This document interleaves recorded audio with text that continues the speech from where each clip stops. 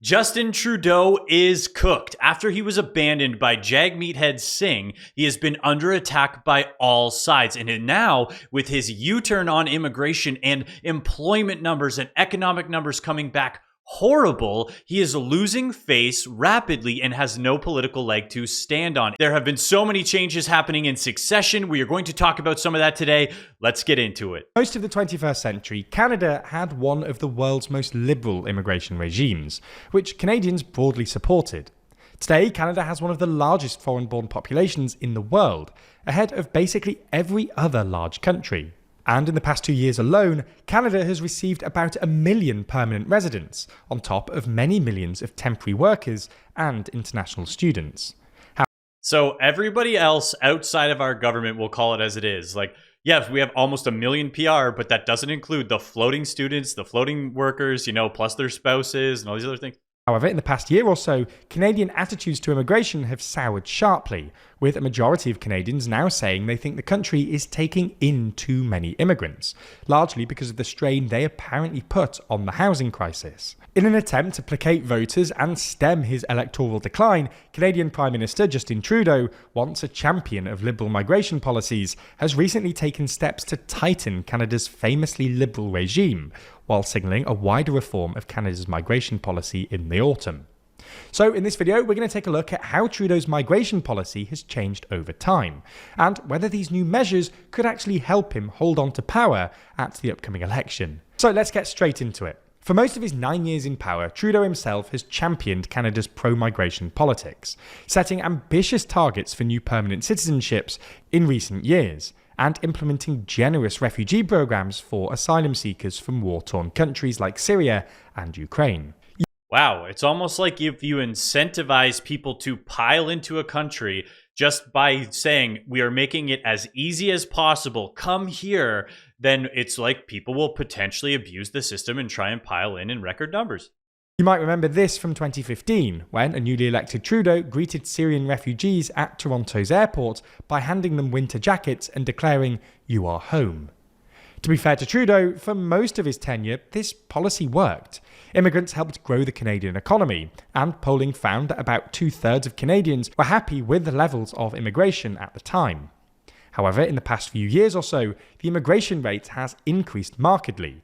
This is in part because Trudeau set a new target for permanent residents of about 500,000 a year, with roughly 470,000 permanent residents being admitted in 2023 alone, the highest annual increase in the country's history. But the main driver of this increase has been temporary immigration, via a combination of international student visas and a new foreign workers scheme, which was introduced in 2022 after the pandemic. In short, this policy provides temporary migrant visas for foreign workers who want to work in sectors that are struggling with labour shortages, usually low-paid jobs in sectors like agriculture or caregiving. In its inception, Canadian employers could hire 20% of their workforce via this route, but the stock of temporary workers in the country has now swelled to over 3 million, and the policy has become increasingly controversial, which is why last week Trudeau reduced it to 10%. This influx. So here's the thing. Again, when we start talking about temporary workers and students and all of these people piling into the country, because we have to have a conversation. And the conversation is Canada does need immigration. Unfortunately, we are not having enough kids. If you're watching this and you're married, have a bunch of kids. So we need to have immigration. And so when people have always had this conversation, we've always been a country of immigrants. We've always had immigration. Yes, we have had managed, controlled, responsible, vetted immigration that was productive for the society. That's not the conversation anymore. The conversation is the mass immigration that we are going through, which is breaking down our social fabric, which is absolutely skyrocketing prices across the board, not just housing, it's in all sorts of things that we've seen through inflation, which is making things in Canada worse, is something we've never seen before. So it's a new conversation. All the arguments are based on old levels of immigration, based on old immigration principles that we are not dealing with anymore. So the next time you're having a conversation with somebody and they call you out saying, well, we've been a nation of immigrants and we've always got to have, and we have to have immigration. Yes, we used to do it the right way. The conversation is not the same. Of temporary workers has also masked a severe economic crisis. While at first glance it looks like the Canadian economy has fared remarkably well post-pandemic, with GDP growing faster than every other G7 country apart from the US, that's only because of high levels of immigration, and Canada's GDP per capita has actually fallen for the past 2 years, and is now down to 2014 levels. This comes after Trudeau's government caps the number of international students for the year at 360,000 in January, when the immigration minister claimed that foreign student visas had opened a path for its abuse.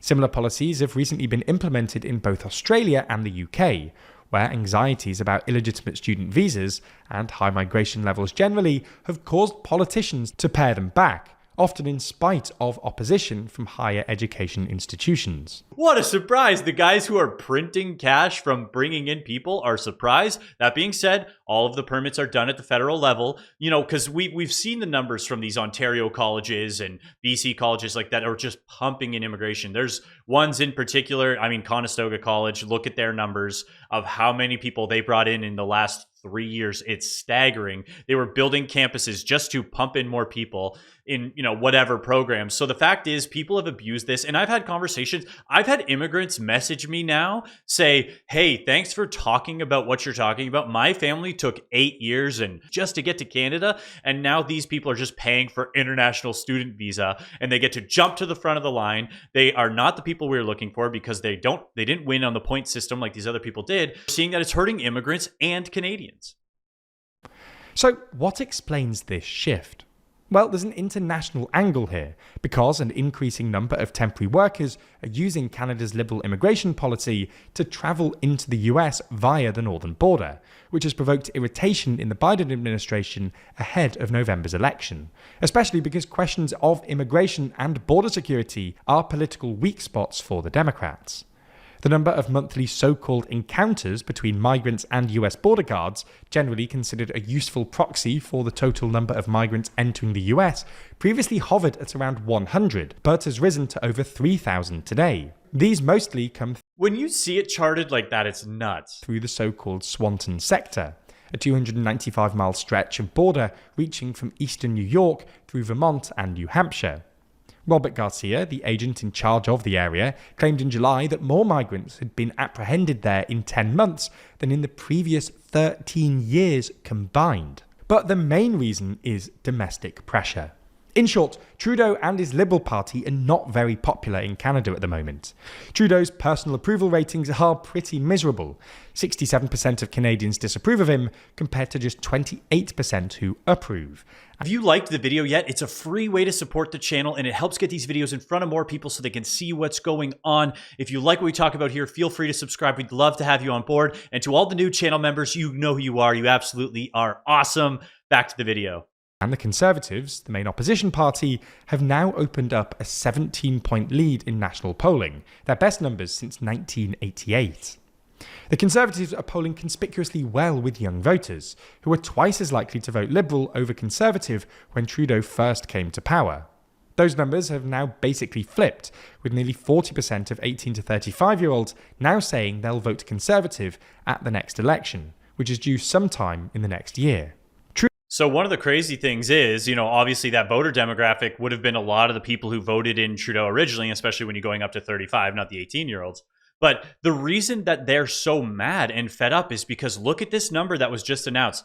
Canada's unemployment rate rises to 6.6% in challenging market for job seekers. But when you actually start to dig into these numbers, the layoff numbers are increasing, but really it's young people just cannot get jobs. Like people under the age of 35 are finding it really hard to find employment. So they're calling it a cooling job market. And then you bring in all of these immigrants who, yes, are taking the jobs. It's kind of, they took our jobs. I always find so funny when I'm saying it. But yes, they are taking the jobs. That's going to slow people building families, buying houses, all of these things that we need for natural born Canadians to be able to be productive. And again, like one of the funny things is employment is up in educational services, healthcare, and social assistance.